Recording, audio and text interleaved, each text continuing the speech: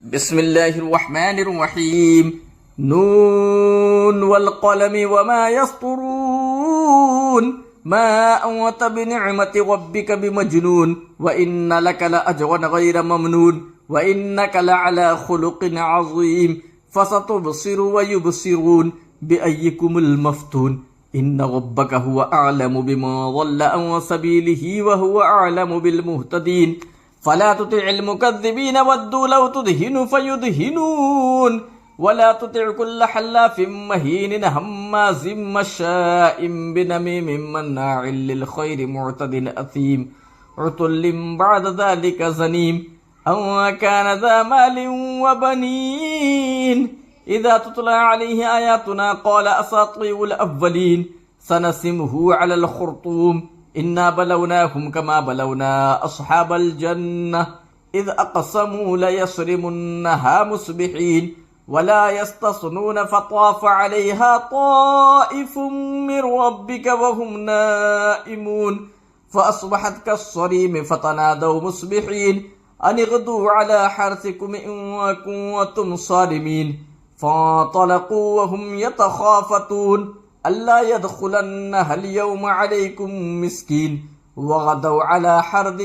قادرين فلما رأوها قالوا إنا لضالون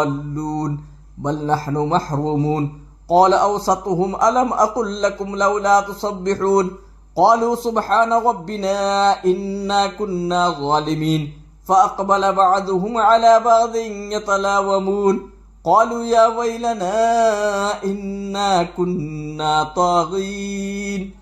عسى ربنا أن يبدلنا خيرا منها إنا إلى ربنا راغبون كذلك العذاب ولعذاب الآخرة أكبر لو كانوا يعلمون إن للمتقين عند ربهم جنات النعيم أفنجعل المسلمين كالمجرمين ما لكم كيف تحكمون أم لكم كتاب وفيه تدرسون إن لكم فيه لما تخيرون أم لكم أيمان علينا بالغة إلى يوم القيامة إن لكم لما تحكمون سلهم أيهم بذلك زعيم أم لهم شركاء فليأتوا بشركائهم إن كانوا صادقين يوم يكشف عن ساق ويدعون إلى السجود فلا يستطيعون خاشعة أبصارهم ترهقهم ذلة وقد كانوا يدعون إلى السجود وهم سالمون فذرني ومن يكذب بهذا الحديث سنستدرجهم من حيث لا يعلمون وأملي لهم إن كيدي متين أم تسألهم أجرا فهم من مغرم مثقلون أم عندهم الغيب فهم يكتبون فاصبر لحكم ربك ولا تكن كصاحب الحوت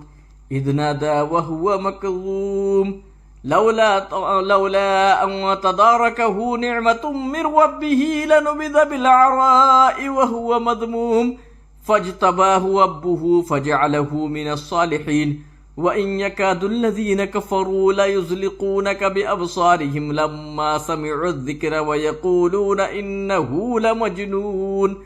وما هو إلا ذكر للعالمين.